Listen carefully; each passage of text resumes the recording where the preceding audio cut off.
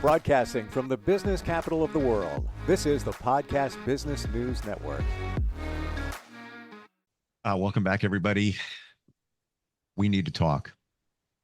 Those words, you almost never want to hear them because you know what hinges on those words. We need to talk. We're going to talk about that today. Handling difficult conversations with confidence. It's going to come up in your professional life, your personal life, especially if you are a leader responsible for dealing with a team. How do you have these conversations? Don't avoid them, but foster positive feedback. He's going to help us out with that. He is the founder and CEO of a great organization that helps people with this and so much more all the time. Saterman Connect is the name of the company out of New York City. He's not just a facilitator helping leaders up their game. He's also a speaker, conducts workshops, author of a great book called Arrive, Drive, and Thrive. Josh Saterman is back with us. How are you today? Don't forget handsome. Don't forget intelligent. Don't forget executive coach, dad, husband. Most days, no, husband every day. You know all the fun things that go with my life. So Well, yeah, there you go. I'll have my producer change the notes so we have that. You know what? I have to consult with our producer because we need to talk. You didn't give me enough information for Josh. There's so much more in his world. What's going on? We need to talk here. Yeah, handling those difficult conversations. That's what we're here to talk about today. Every day, this can happen where you have a conversation. I'm going to be lasered and completely clear on something. Yeah. I have one coming up later today. I'm not even kidding. It's a personal situation. It's been put off for about a week or two. Schedules didn't align, but the conversation needs to be had. Yeah. For both parties. It's not just one. So I get it. And it's a hard conversation. I'm not sure. I have an idea where it's going to go. I'm not 100% sure. Have I been avoiding it? A little bit. It's every day we deal with these types of conversations, right? They can pop up at any time. Yeah, every day. Hmm. Every day. What's the starting point when you know that you're faced with that conversation? It's going to be uncomfortable. You know it needs to get done. You want to have a positive outlook, positive direction in the conversation. Where do you start with all that? So I have to say I'm very fortunate. Shemaine Shazad is a very popular executive coach in the world of coaching. He's done a lot of great work, and one of the tools that he's come up with as not a selfish plug but a selfless plug. This is his business. It's called positive intelligence. And essentially, the quick version is that your brain has basically two channels, like an angel devil kind of situation, Mm. where you've got Sage and Saboteur. I've been fortunate enough to take the courses and understand a bit more details about it. But the reason why I bring that up to the audience is the first thing is most people have good intentions. Let me say it differently. Most people don't want to fuck up. That's not what they go into situations, right? Most people go to work and say, I'm going to do a good job today. They don't go in and say, I'm going to do the shittiest job possible. That's not how this works, right? Right. Most people. Now, I don't want to speak in generalizations right? What we know as humans is data suggests multiple sources that somewhere between 50 to 70 thoughts happen in our brains per day. And that we also know that because we're human, fight, flight, fright still exists within us on some subconscious, most basic level. And that means about 75% of those 50, 60, 40, 70,000 thoughts in a day are going to move into this category, possibly, of this saboteur. So the first thing to do when preparing for a conversation is get to the facts. What are Mm. Even if the facts are feelings, right? One of my most popular tools that we use in our coaching is I feel dot dot dot when dot dot dot because I feel. Now I'll do it in a different way so you see how it feels, pun intended, right, Steve? I feel, Steve, when we get in this podcast and you share about your personal experiences that we get a deeper connection during our call because I get to know what's happening for you in real life. So I get to provide tools in real life, right? So it's a way for you to frame your brain to think about how to move from saboteur to sage. That when we're handling difficult conversations, sometimes, even if it's a tough conversation, it's still a meaningful or impactful, dare I say, even positive experience because it's truth talk and it's done with facts. I have so many questions. First off, I'm a big proponent of facts. In my journey, even in the last couple of years, it's all about facts. Try to take the emotion out if you can. Facts are facts. Facts don't lie. So I'm right there with you. Well, and the reality is that a fact can be is you hurt my feelings. And even if that's not what someone's literally saying in their words, it is what you are hearing in their language. So as a good Hmm. leader, as an impactful leader, as an inclusive leader, right, one of the things that we do sometimes is listen for body language or listen for uncomfortability or listen for, hey, your words really upset me. And it may not really always be about you. Don't make it about them, right? But it may be about another situation. You know, you think about somebody that has been told for their entire life, you know, to break it down, wow, your English is so good, right? And someone's thinking about that, and they've been told that 5,000 times. But their English is good, right? So why are we saying that to somebody? So understanding a little bit more when you deal with difficult conversations or handling conflict, right? It's not just your own lens, it's where somebody else also coming from, so that you understand deeper perspective, deeper lens into what's happening in front of you. When you talk about the sage and the saboteur, who's the saboteur? What? Why would we want to screw things up? Oh, you just asked the question. Mic drop. This podcast is over. Thank you, Steve. No. I need to know. I'm going to get the book. I have to find out. Like, I get the the devil and the angel, right? But why is it something subconsciously that wants to derail the situation or just mess it up? There's a lot of Shazad does a brilliant job of laying out the different types of saboteurs. You know, there's a handful plus of the types of saboteurs. And in that way we get to know the different what we would call triggers or alarms that would go off if one of those happens for you. I would start from the coaching lens of self-awareness. I would start from the place of saboteur is sometimes our own brain doing what our brain does best, which is actually thinking of scenarios, and it's to protect, Hmm. right? Like I don't want to be yelled at. I don't want to be not liked. I don't want to be disrespected. I don't want to be made uncomfortable. I don't want to hurt someone's feelings. I don't see where I'm going is the I comes first. And so Yep. regardless of the different saboteur lanes, right? And it's a brilliant question.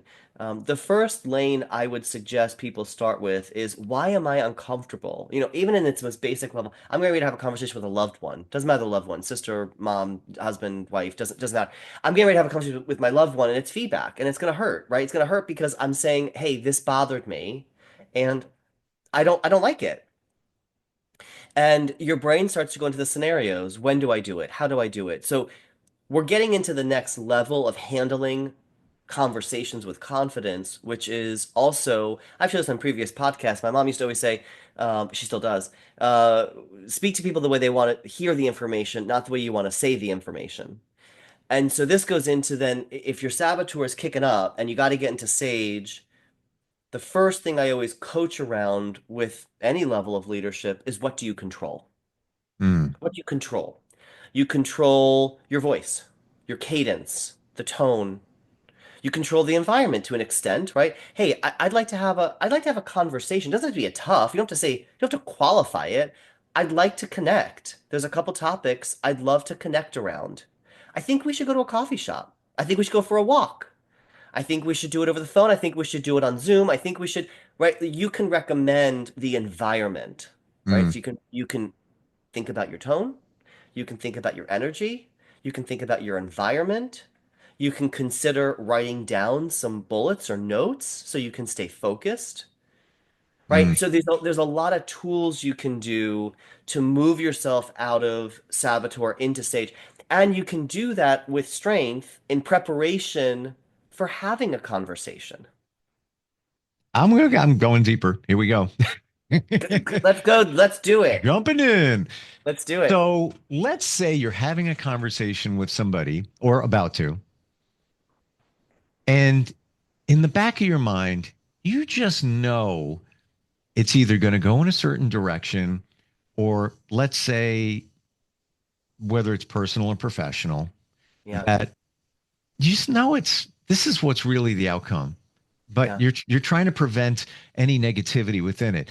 But the saboteur, based on facts, past history, whatever it might be, the saboteur is in your mind. You know how this is going to go. This is Yeah. it's probably not going to go well. Is that what's going on here? That you're hearing the stuff in the back of your mind and you're trying to maybe steer away from it, or you're even steering into it, the negative road. Well, you didn't really want to go that way, but it's the saboteur.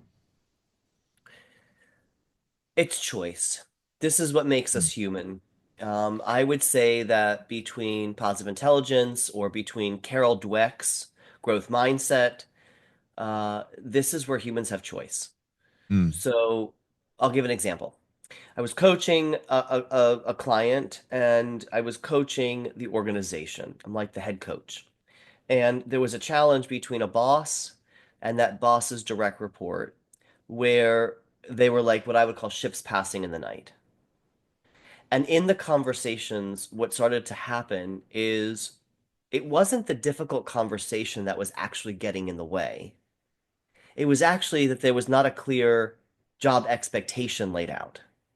It's that the boss was not being clear about here are the three things I expect of you, and we need to deliver those results.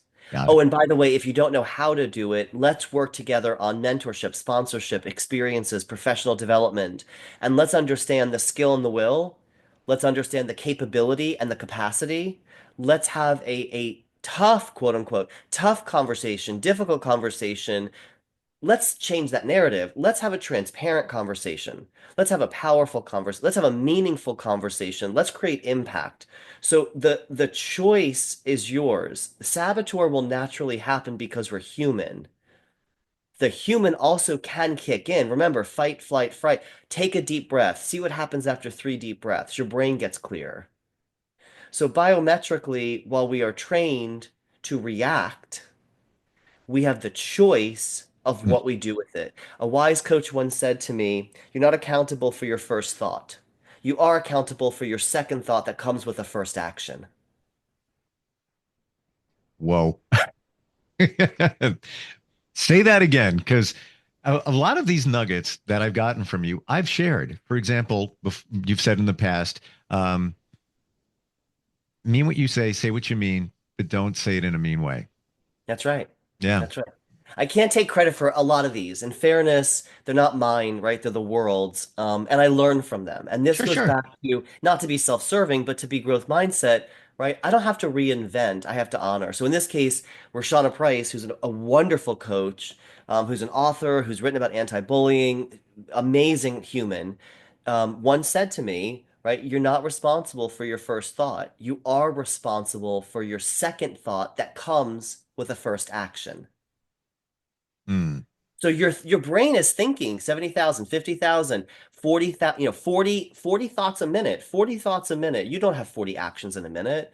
You're choosing which thoughts to action on. You're choosing which thoughts to play into. Again, it's lens. Is it a difficult conversation or is it radical candor? Kim Scott. Right. Truth talk, transparency, right? And so when we think about the tools that we have at our disposal, what we are actually doing is allowing ourselves to utilize these tools to get more comfortable with doing it.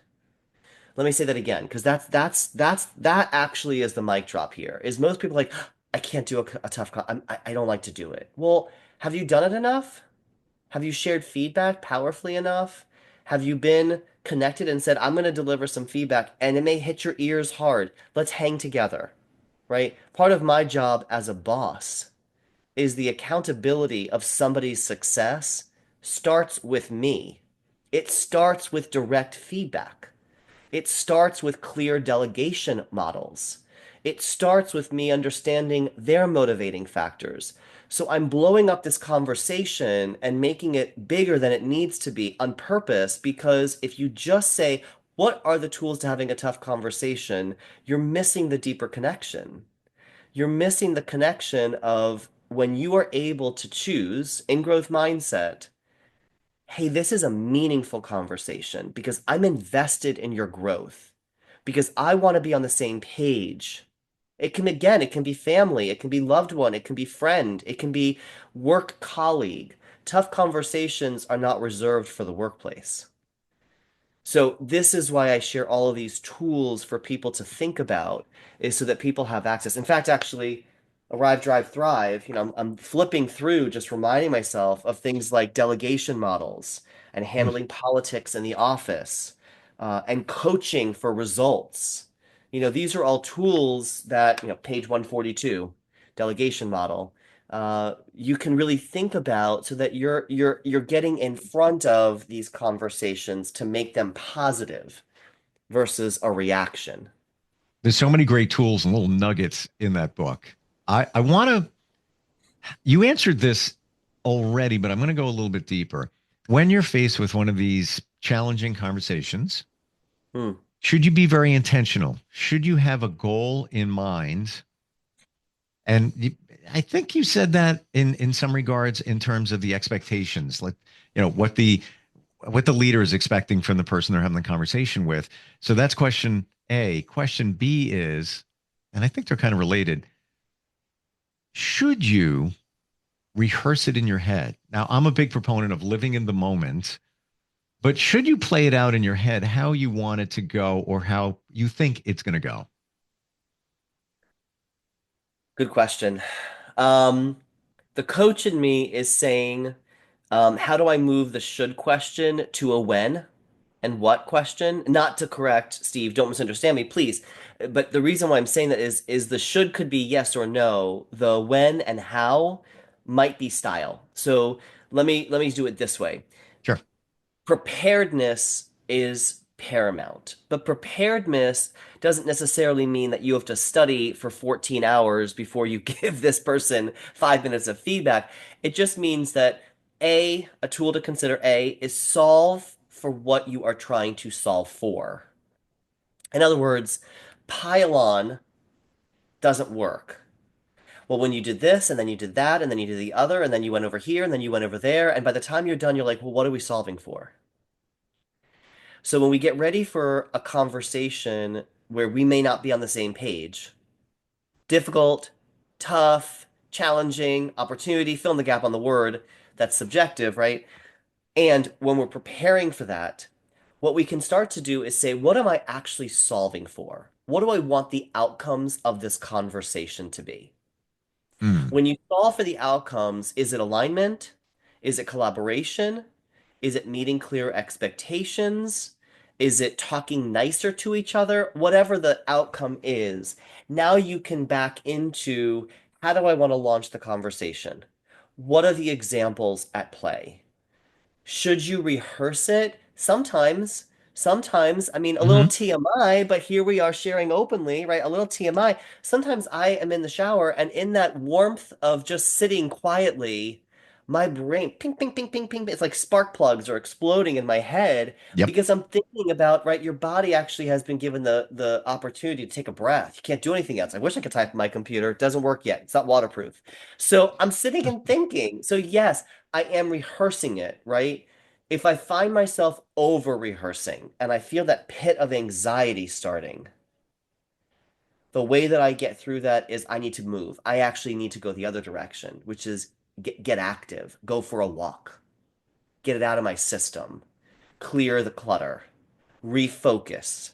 Because it's anxiety ridden because I feel like it'll play into somebody's emotions, or I feel underprepared, or I don't feel like I'm clear on what the outcomes should be.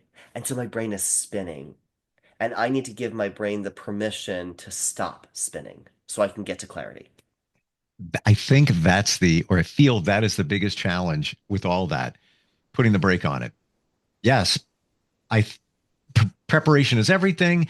feeling how that conversation is going to go, but then you need to stop because we could keep going. By the way, on the shower, it's psychologists say that's one of the best places to think. And I don't know if you've ever tried the eucalyptus spa spray, CVS, $8, sprayed on the wall. It feels like you're at a spa. Oh, one of my siblings, my brother actually gave me a few of those, and I'm like, citrus basil, yes. Yeah, Eucalyptus, yes. I mean, internal spa treatment, yes. I'm all about the spa. So right. yeah, It's like you I'm never with want to leave you. your shower. Yeah, I'm Um, with you. Yeah. So it's so quiet. It's quiet time. So your brain has permission to think. yeah, I had the spray. My daughter stole it. I'm like, where's my spray? And now it's in her bathroom. Um, it sounds almost as if you're manifesting the conversation because one of the main principles of manifestation is you envision what it is, you feel it, and then you work I call it reverse engineering. You work your way back. How am I going to get to that outcome? Yeah. Um, and I will tell you, many times I'll be heading to a networking event, social gathering, whatever it is. I've already been there. I've already played it in my head. I did it 100%. on Friday. I was meeting up with some friends, different Yeah. venue. There was a band playing, different dynamics of people. I'll just leave it at that. All good. But I'm like, how's that going to go? How's this one going to react to this one? They're going to just meet for the first time, blah, blah, blah, blah, the whole thing. Yeah. It went exactly how I thought it was going to go. And I always wonder, am I manifesting that or I just, used third eye and just kind of felt it out? But Yeah. I feel in those conflicting conversations, you can do that and sort of have a feeling of where we're going to be with this conversation. But the greatest advice coming from you, stop at that point. Don't keep doing it. Don't keep going deep into it. You'll drive yourself crazy. You will. It makes you wild, right, in a sense, because your brain can't focus on the pinpoint. So it's Yeah. just like pinging back and forth. What's interesting about this is as you were just saying this, it just sort of occurred to me that in oh my gosh, I can't get the word out. In most of our conversation, there you go, right? We've been spending time talking about feedback, and in that breath, we're also in some ways agnostic. The audience may be thinking, well, this is great. I'm good with this peer-to-peer. Good tools. I'm good with this to my direct reports or junior colleagues. I'm good with this. Hey, Steve, Josh, how do we manage up? What happens when somebody above us as a leader does something and we got to handle that conflict? What do you do there? So, Steve, I'm watching your face. I can see that you've got some thoughts here. Do you have any examples that You don't maybe want to you hear my had? thought. My thought is we're way over time. Like we're out of time. I'm like, it can't be that. No, we are. Oh my gosh. Um, maybe a part two on this or a pickup next time we get together because this is Maybe a very pickup. impactful. What if we gave one or two tips to the audience? Got to do it in 30 seconds. 30 seconds, same rules apply. Truth talk wins. Clear is kind, kind is clear. So Hmm. when you have a tough conversation with confidence, it's all about being prepared and telling people you care about them, right? So it's all in the spirit of trying to have open conversation, and we will pick back up on this conversation when we pick back up on our podcast. Saterman Connect is the website, Saterman Connect.com. The book is fantastic. You can find it, a link on the website, or just search it out at even, Amazon. Arrive, Drive, and Thrive. Great conversation today. As always love Thank having you, you on. Steve. Thank you, Appreciate it. audience. We'll be Bye. right back.